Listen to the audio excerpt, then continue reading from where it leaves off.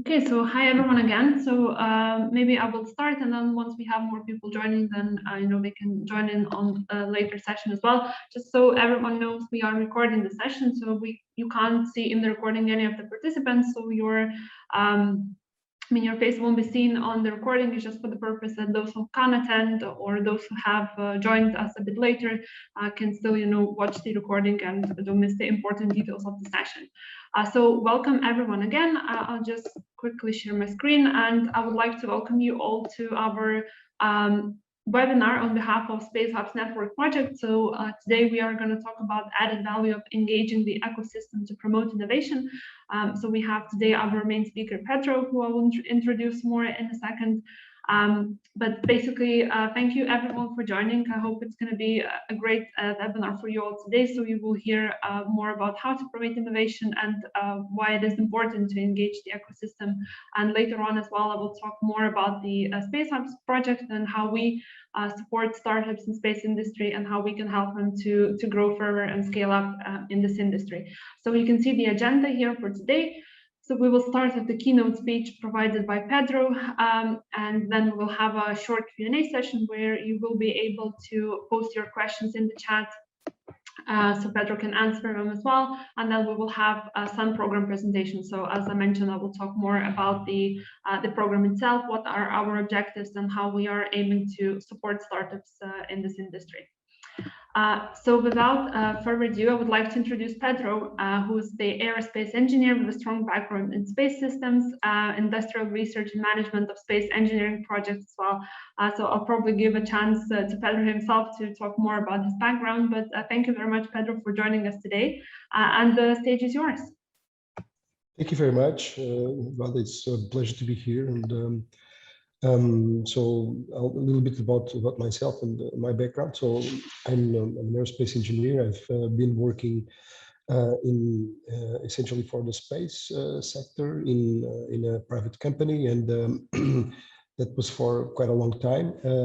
I was involved in development of many different systems for space launchers, navigation systems, also with observation technologies, and also the deployment of drones, UAVs, manned aerial vehicles.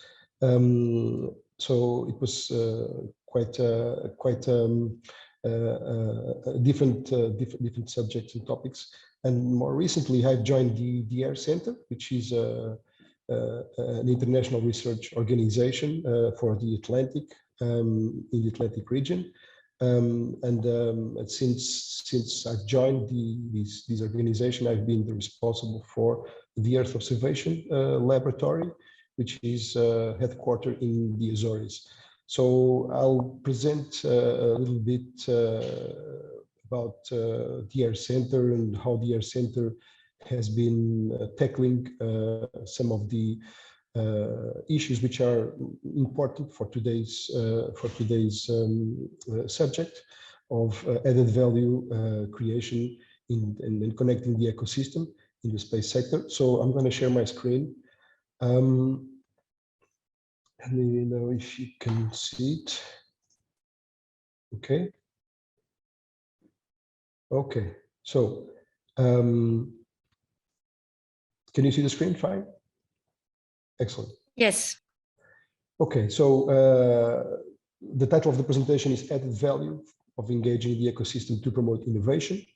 The presentation outline content is I'll walk through the AirCentre and tell you what we have been doing. AirCentre is a very recent organization, so we started back in 2018.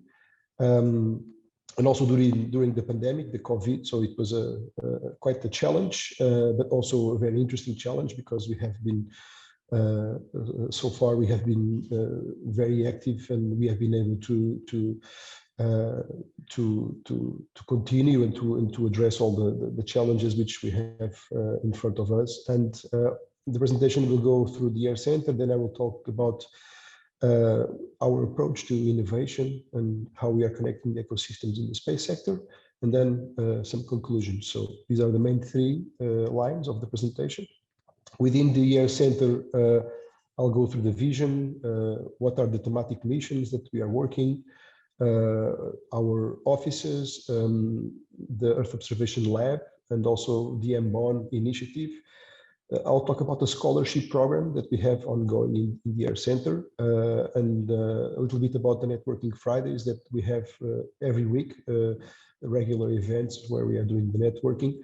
And also I'll talk a little bit about the infrastructure that we are building here in the AirCentre. Finally, I'll tell you about what we are doing and what is the approach to innovation, giving you some examples of major projects and initiatives that we are going through.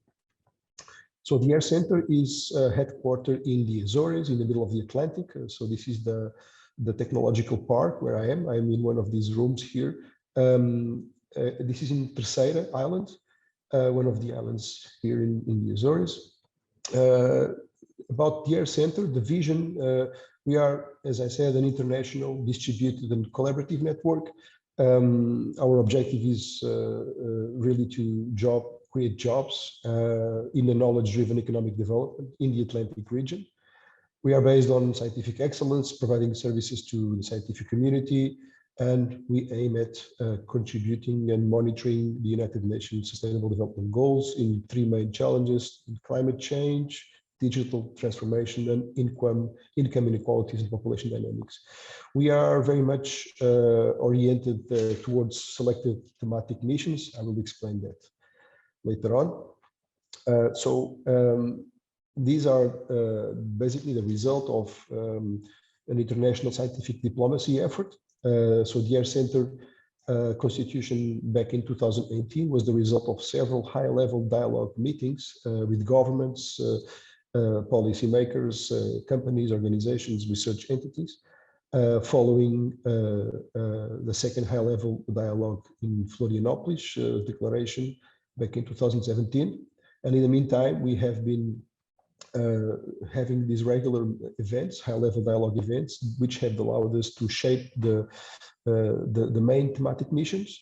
And these thematic missions are the ones that you see here. They are organized in different sectors. They go from sustainable food production, like aquaculture systems, precision agriculture, also improve environmental and maritime monitoring. There is so much of the ocean that we still don't know about. And we lack a lot of observations and measurements from the maritime domain. Also, we need to have clean and productive bays and estuaries, because a lot of the population is within these regions, and these are very productive and need to be taken care of and kept clean. And also coastal and natural hazards. We have to be resilient, because with climate change, you see in the news almost on a monthly basis, major events as a consequence of climate change. And the cities and ports and the coastal areas, and not only the coastal areas, but the major cities need to consider that the climate is having a large impact, and we need to be resilient. And finally, also management of marine and coastal resources. We know that biodiversity is at stake. There is a lot of loss in biodiversity, and therefore it's important to keep a good management of those resources, as an example. Our offices and our network is spread around the Atlantic. We have more countries which have joined the AirCentre in 2021, which are listed here, from Mexico and other countries. So, as I said, the headquarters are in Terceira, in the Azores. We have been doing a lot of proposals, and we have been working with a lot of partners in the network of the AirCentre. So all the countries that you saw in the past slide, they are partners, and they are members, and they have relations with the AirCentre. We organized a lot of events online and in presence. We have been doing a submission of proposals. We have been collaborating with a lot of organizations, in particular, also in the Azores. We have connected a lot of organizations here in the technological park. This is one of the main benefits of being in a technological park, is that you can really take advantage of the synergies and the proximity of all these startups and organizations. So this is an example of really how you can take advantage of an ecosystem of companies, which I mean, they go from civil construction works, for example, that we are doing here in our offices, from technological, from university, which is also hosted here in the technological part. This is really an added value of being part of an ecosystem of companies. Of course, this is the example of the Azores, but we are doing this on a much wider level. So we have, as I said, organized international competitions. We have the Earth Observation Lab, where we are developing new space-based applications for addressing local and global concerns. I will give some examples later on. And we are also an European Space Agency laboratory. This is an agreement that we have with the regional government and also with the European Space Agency to promote the space, to connect the space ecosystem to local and also to the network of the AirCentre in the Atlantic by doing experimentation, by motivating new people, startups, ideas, and concepts that could make a difference and could address challenges and new problems. So here in the Azores, where we have the headquarters, we are doing this Earth Observation Laboratory activities, which I just mentioned. Again, doing and exploring space technologies for Earth observation. And also we have the Secretariat of the Marine Biodiversity Observation Network. This is quite an interesting network because it's a global network which is tackling the challenges and problems related with marine biodiversity, which is changing as well with climate change. And it's important to have data which is consistent and procedures which are uniform and which everybody and all research people can use. And there is a lot of synergies with the space, with Earth observation, because a lot of variables can be seen from space. Not all of them, of course, but many of them are connected also to space, like the temperature of the water, salinity, and many other things. So the AirCentre and the Earth Observation Lab is thematic, mission-oriented, and we are really tackling end-user needs and real problems. So we have also a program for scholarships, which was launched in 2020, the first call. We had 13 scholarships, and we have just another one, which was launched in June 2021. It just ended by the 20th of September for another 14 scholarships. So this is a very good way of connecting research and universities with the AirCentre missions and with the different areas of the AirCentre. And the program has been successful so far, and we are very proud to have this program within the AirCentre and try to push knowledge and changing the world with these scholarships and people, and creating scientists and researchers which will be leading topics which are of high importance within the changing world that we are facing now. Also, we have the Networking Fridays. This is a very successful initiative that we started. We have every week on Fridays, we have events. They started back in April 2020. We have more than 60 sessions with so many different countries and panelists. We're talking about more than 125 countries, more than 10,000 registrations. We have a lot of panelists. So I encourage you to follow them. They are on YouTube. So all the sessions are on a dedicated channel. There are very interesting topics which have been presented in very diverse areas. And just to mention also, we are building a data center here in Terceira. This data center is basically a building that you can see here in the image, which is being constructed right now, that will have this antenna, which will collect in real-time data from several satellites, which are broadcasting in direct channels. So these are names of the satellites which can be received here, and the data will be stored here and shared with the community, with researchers, scientists, and any other people, persons that might be interested. And we also are doing, we are also aiming at providing services based on this data center, which will be many diverse, not only making data available, also other products that might be developed here with the community. And that's it for the AirCentre. I'll talk now more about how we are connecting ecosystems in the space sector. And here I'll give you a glance of the way that we are working. So we have the network, and the network of the AirCentre basically is the source of problems which are identified and which are based on a portfolio of problems. We then try to identify demonstration projects and also talk with the end users, what are their needs and their requirements. So this is the most important part, which is that we are not developing technology or doing research with partners just for the sake of it. We are doing things which really have major impact and that have a major importance for the community.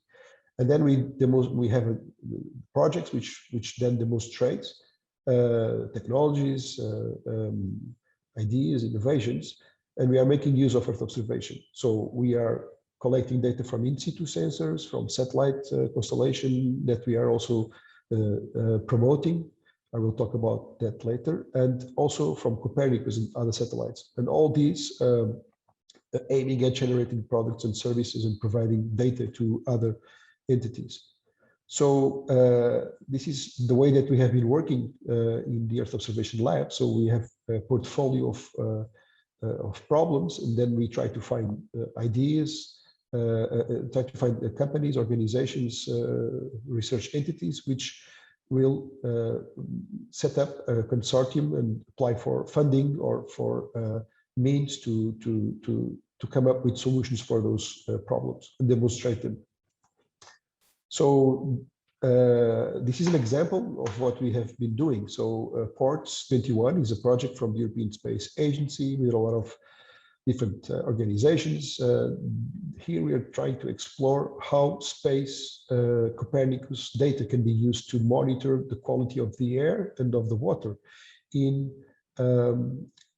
from space. In this particular case, in an island here in the Azores, in San Miguel, where we can see an example of what happened when we have lots of vessels going in and out of the port that you can see here with the star.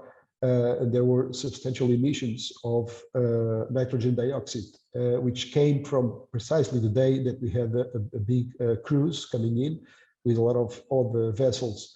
So this is an example, and port authorities are more than ever now interested in solutions that can help them. So what we did here was to knock on the door of several partners and several organizations and come up with a consortium and then talk with a lot of port authorities, not only from the Azores, but from many regions, to come up with a potential solution that could demonstrate how space solutions could be used. This is another example that we have running right now. This is a prototype that basically we contacted the regional governments trying to understand what are the problems here in agriculture, and we came up with an issue that was there are a lot of there is a fungus that develops here in the Azores which contaminates the grass, and then cows will eat this grass, and that will have a major impact on their health and their productivity. So we developed a system to help farmers to track the problem. So we are doing regular monitoring of temperature and humidity and other satellite measurements, and providing alarms and alerts to agriculture and to farmers that can manage the stock and to see where they can put and how can they manage their production farms.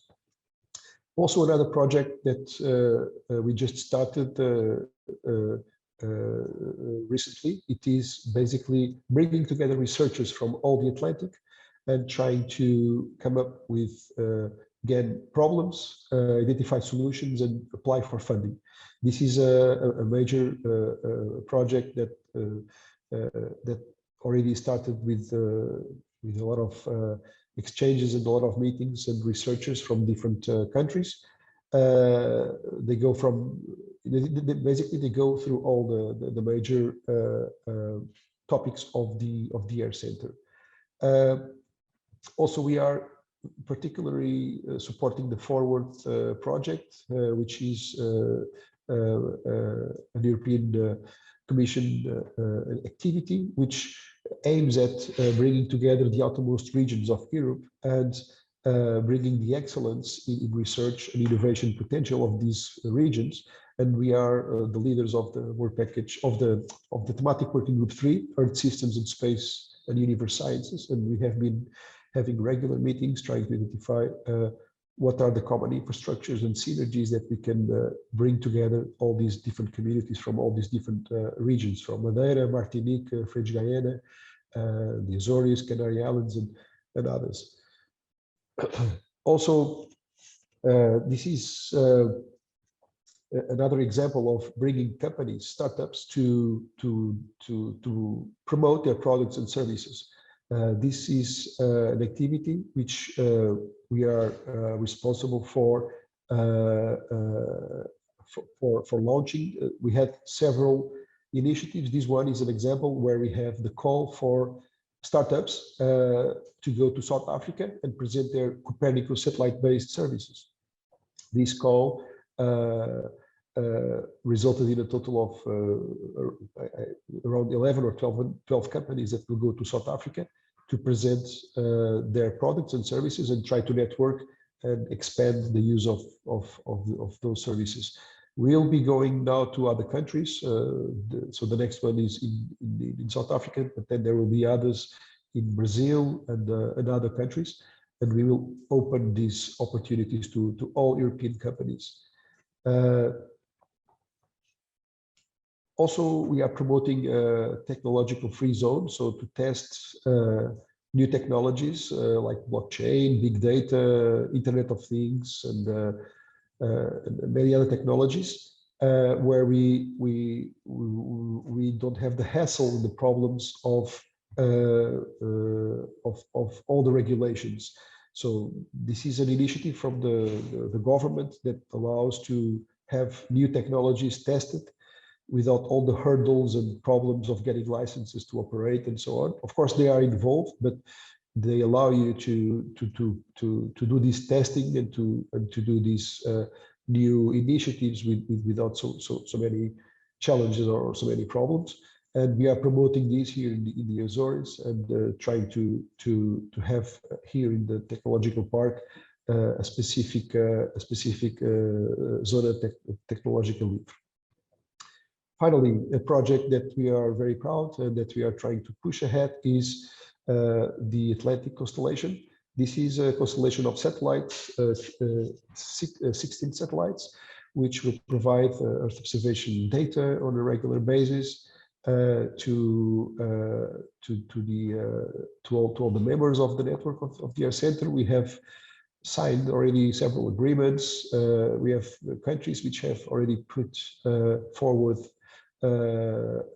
their interest. We had a major workshop to define the constellation specifications and the sensor specifications, and we hope that this will become a reality in 2024. Everything is going as expected, and we think that this will be a booster for flagship initiative for the AirCentre and for its members.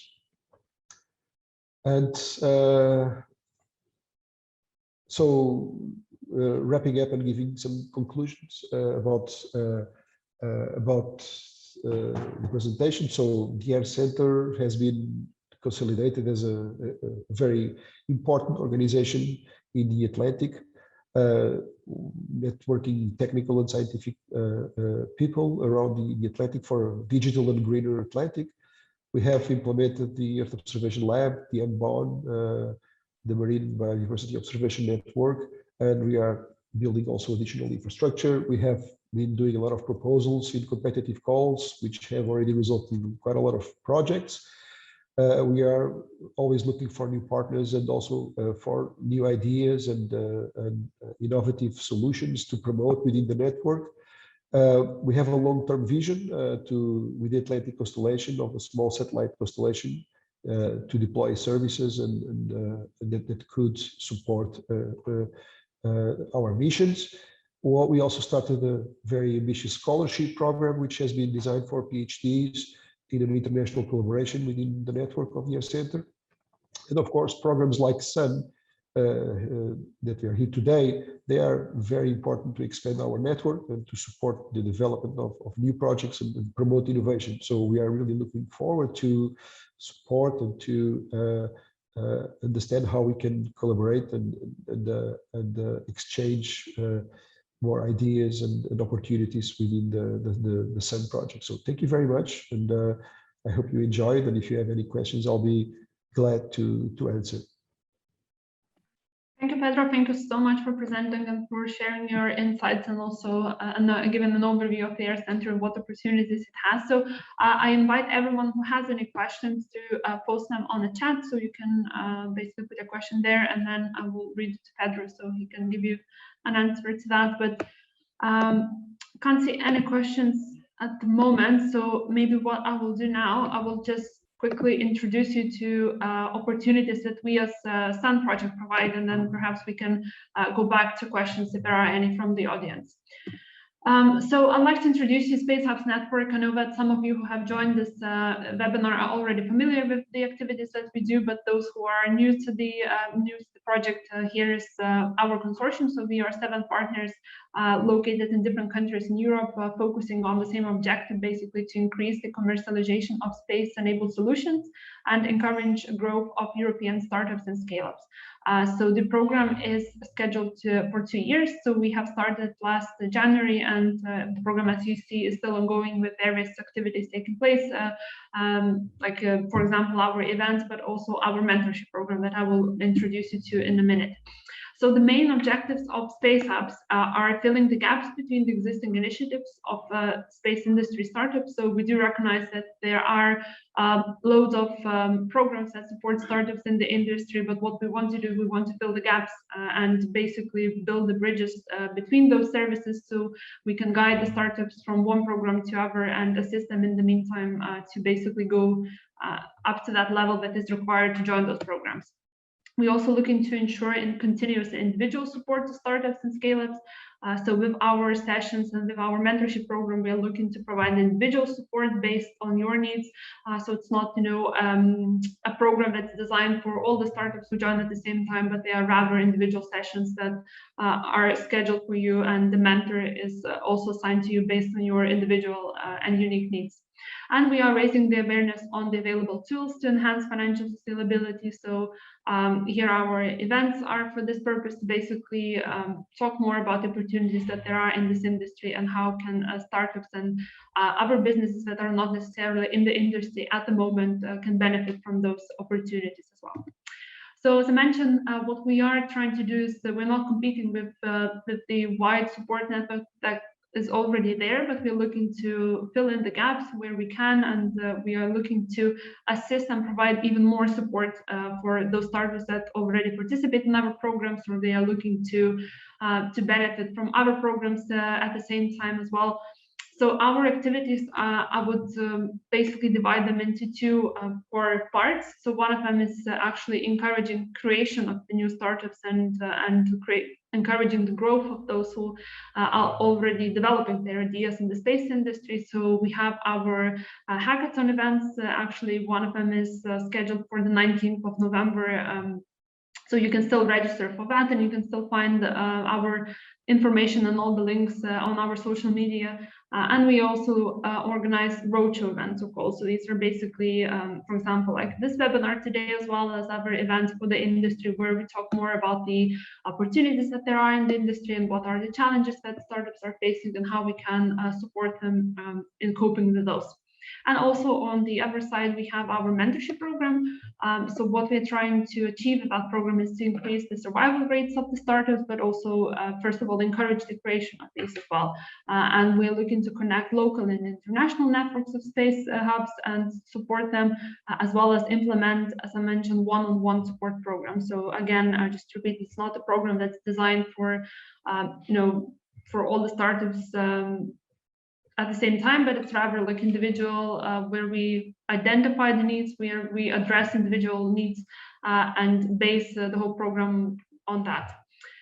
And we're looking with these programs as well to increase the investment readiness, access to finance, help you to onboard significant clients, but we also have experts that are more like, let's say, on the technical side, so we can also support you and provide you with advice when it comes to technology readiness level as well. At the moment, we actually have 3 different level programs. So we have pre-incubation program, pre-acceleration program, and also post-acceleration program.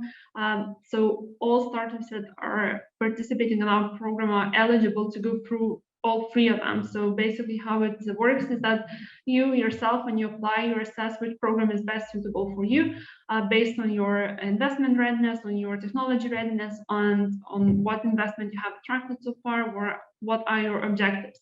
So based on your evaluation, we also evaluate your application and decide which program actually suits you best with the mentors we have and the objectives you want to achieve. So you start at a level, let's say on the pre-incubation program, and once you complete the pre-incubation program, you can still apply for further support and go through our pre-acceleration as well as post-acceleration program as well. They are different length programs. So our pre-incubation is 3 months, whereas the higher level programs last for 6 months. Basically, we're flexible here, and you are able to schedule and put your, like, let's say, sessions so they are the times are suitable for you and for your mentors. So that means that you have the number of hours and the number of consultations you have with the mentors, but you are free to schedule them, let's say, bi-weekly or weekly, whatever suits you and your mentor. So in the program for pre-incubation, we provide 12 hours of individual consultations, whereas pre-acceleration and post-acceleration are 24 hours for each startup. And you are allocated each a mentor, at least one of them, to help you go through the program, define your needs, define your objectives, and basically help you with your business development. But what we also do is, like, we regularly discuss with you your needs and onboard other mentors as well to join your team and help you even further. So with the pre-incubation, we are looking to help 40 startups in total, and for pre-acceleration 30, and 10 for post-acceleration. So we actually still have the ongoing call that is open until the 10th of December. So you still have 1 month to apply. We still have places in all 3 programs for you to join. So actually the application is really straightforward, and it doesn't take a lot of time for you to complete. So you can still jump on social media, find the link, and complete it straight after this webinar. But of course, like, put your effort in and explain as much as you can why you want to join this program, what is your motivation, and how we can help you, so we can assess your application and find the best solution how we can support you. So I invite everyone to apply who's interested. If you are already participating in our program and you know other teams that might benefit from this program, then please share. You can also contact me directly or share my contacts with your colleagues. So my email you can find on the screen. So please drop me an email, or you can contact us on our social media as well, and I'll be more than happy to answer your questions about the program.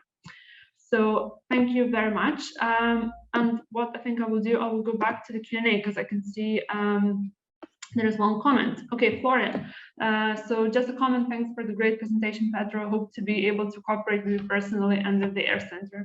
Yeah, so I can always second Florian. Thank you very much, Pedro, for a great presentation and for sharing your insights.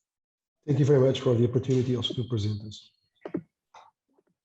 So yeah, I think since there are no further questions, we can actually finish the webinar. So thank you very much again. Thank you to those who joined today. If you haven't had a chance to ask your question yet, then feel free to contact us. Oh, there's one more question for us.